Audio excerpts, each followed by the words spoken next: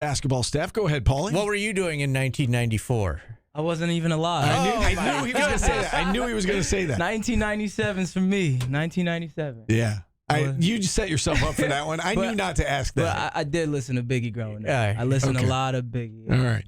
Well, you're a Brooklyn native, right? Brooklyn native. Yeah. I was 4 years out of high school. Yeah. That was the year I graduated high school, which is why we're doing 94. Brooklyn native, so. but fun fact, I did grow up in Orlando, Florida. Did you? A lot of people don't know that. I went to high school in Orlando, Florida. All right.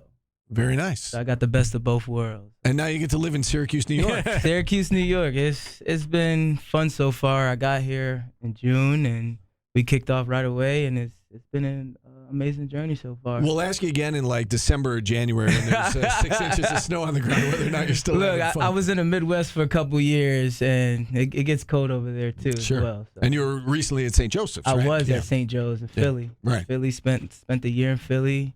We actually played Syracuse last year, so Philly was a good opportunity. Now coming to work for Coach Jack, it's been amazing.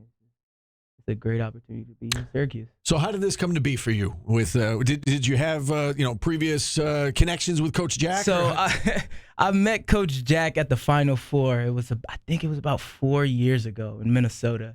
She don't remember, but I met Coach Jack. Didn't think anything of it. Fast forward a couple years after, like we talked about potentially me coming here, and I was just like, at the time I wasn't ready. Fast forward and got the opportunity to come. I was like, look, I can't tell you no twice. She's a great individual. She's a leader, and that's like someone I want to be around every single day. She pushes the players, she pushes the staff, she pushes the entire athletic department, and like the grit that Coach Jack comes with is just second to none. It's unmatched. Unmatched. I was going to follow up with you. Said you couldn't say no to her twice. What was it about Coach Jack? And you kind of touched on that in your answer right there. What was it about Syracuse University that made you say, you know what, I can't pass this opportunity up again? Just the history behind the women's basketball program here, like the rich tradition of just winning. Coach Jack's been here for years.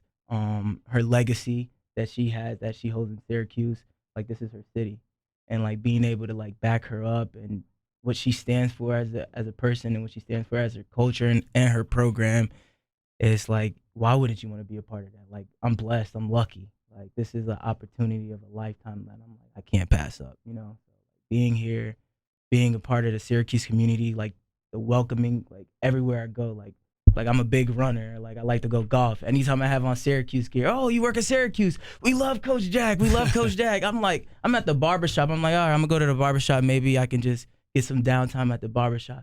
Oh, you work for Coach Jack. Yo, tell her, I'm like, everybody knows Coach Jack. So it's like, it's just unmatched energy that I love being around here. How would you kind of describe your coaching philosophy, I guess, is, you joined this program as an assistant coach? Yeah, just developing, watching film, and just repping the basics, the fundamentals every single day.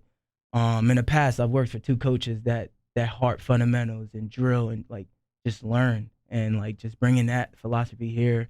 Obviously, they've done a good job of developing players in the past. Like Coach KC, he's a hoop guru, like I could sit in his office and talk to him for an hour, like 8-10 hours a day if we wanted to, and just watch hoops and talk hoops, and just being able to bring that development piece into this program and bring in the video analysis and like offensive efficiency, defensive efficiency, points per possession, lineup efficiency, that stuff that helps us get to the next level. Like, yeah, we're gonna do what we need to do, but getting over that hump and being a great basketball program is something like I look forward to. You talk about the video element of your job, yep. You're officially a video coordinator, assistant coach for this program. Can you give folks an idea of your day-to-day tasks? Like, what goes into your job on a daily basis? I mean, obviously I'm doing a lot of recruiting, a lot of assistant work and coaching up and showing up. We show our players a lot of film, breaking down individual clips, breaking down team clips, breaking down like plays that we use during the season. Obviously I can't tell you guys that type of stuff. But yeah, we bring like offensive efficiency, like I said, defensive efficiency, points per possession, see what lineups work best together. And so there's an analytical part of it. It's a big analytical part of it. And obviously you guys are familiar with the net and what you need to have to be at the top of the net and the teams you have to schedule to be at the top. So it's very strategic and on how we plan our scheduling and how we plan our practices, and even down to the strength and conditioning aspect of it, using different technologies to like the workload of it and how long our players are on the court or how long our players are in the weight room. It's a lot of science behind it. Has it become more and more difficult with the transfer portal in terms of, you say that the scheduling is very strategic. Mm-hmm. How difficult is it, especially in the non-conference, I guess, to strategically schedule when there are so many different faces on these teams, right? So one year somebody might be good, right, the next year that team might not be good. I mean, we have like our Syracuse University athletic department has done a great job to support us financially and being there to support our women's basketball program and having the resources to go out and get the best players in the country has been like second to none. It's been unmatched energy, and having those resources gives us the light to be like, all right, we're gonna go schedule this team so we can be at the top when it comes to March.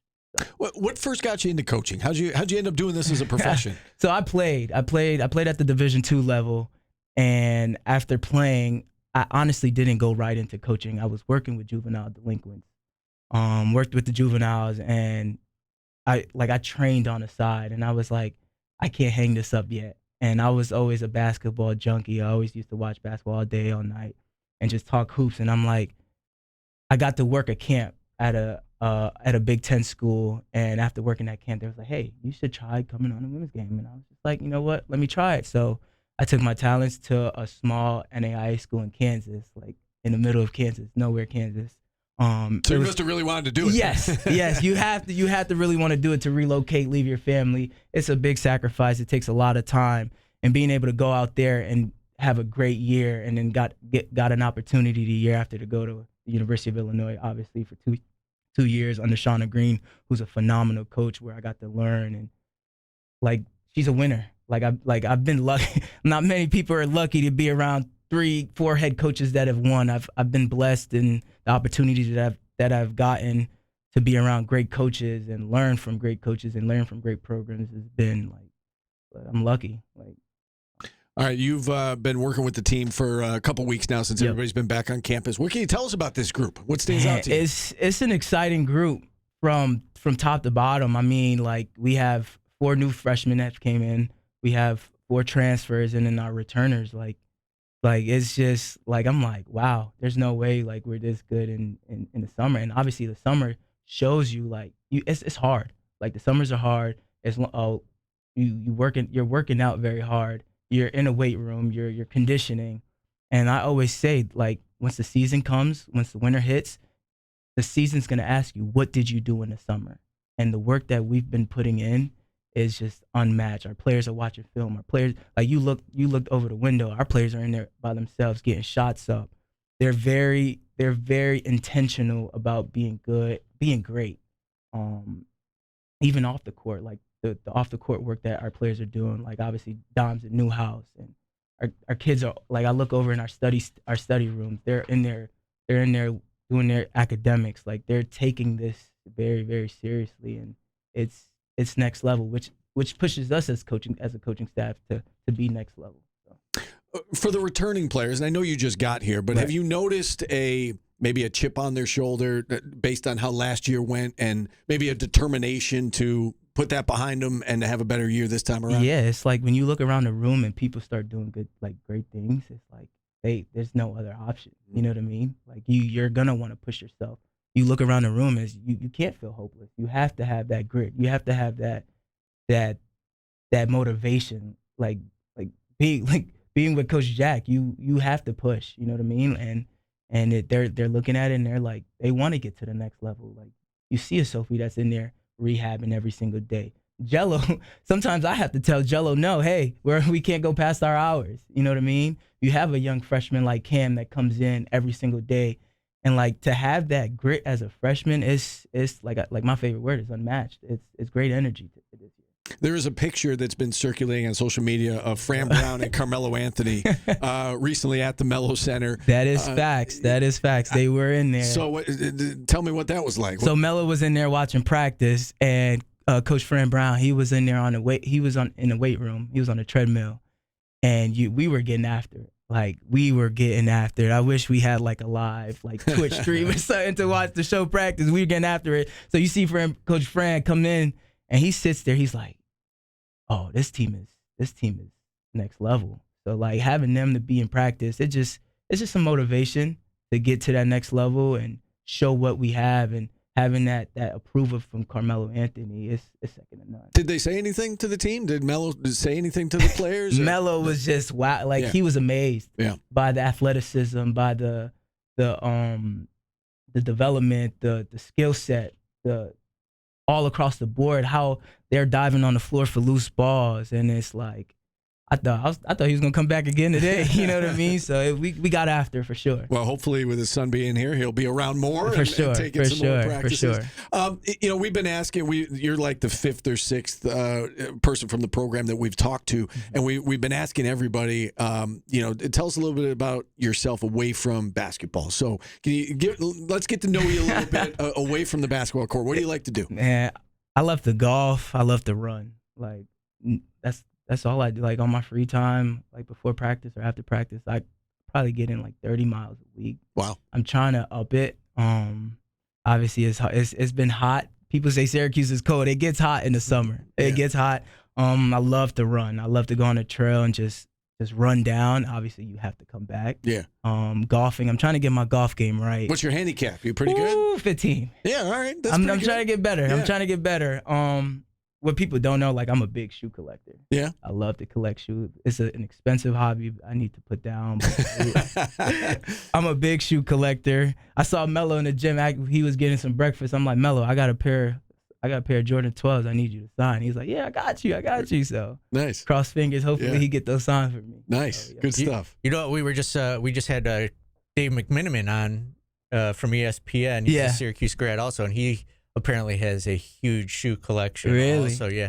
Apparently his wife has told him to cut back. Cut back. I might have to link up with him and see what his shoe collection is like. I have shoes in my collection that's older than me. So 1997, 94 shoes. Right. So. Caleb, this has been a pleasure. Thanks so much for coming on. Definitely. And good luck getting the season started. Do you have one more, Paul? No, I was just going to say our stupidity shined through at the beginning. That was Biggie. It was a remix is that right? of it. Yeah. So okay. See, I didn't know that. Yeah. That was actually him. I always thought. We're just old. And dumb. Yeah, we are old and dumb. Yes, I will agree to that. Caleb, thanks for coming on. No, thank you so much. We've got to take a time out. Phone lines open the rest of the way. 315-437-7644. We're back after this on ESPN Radio.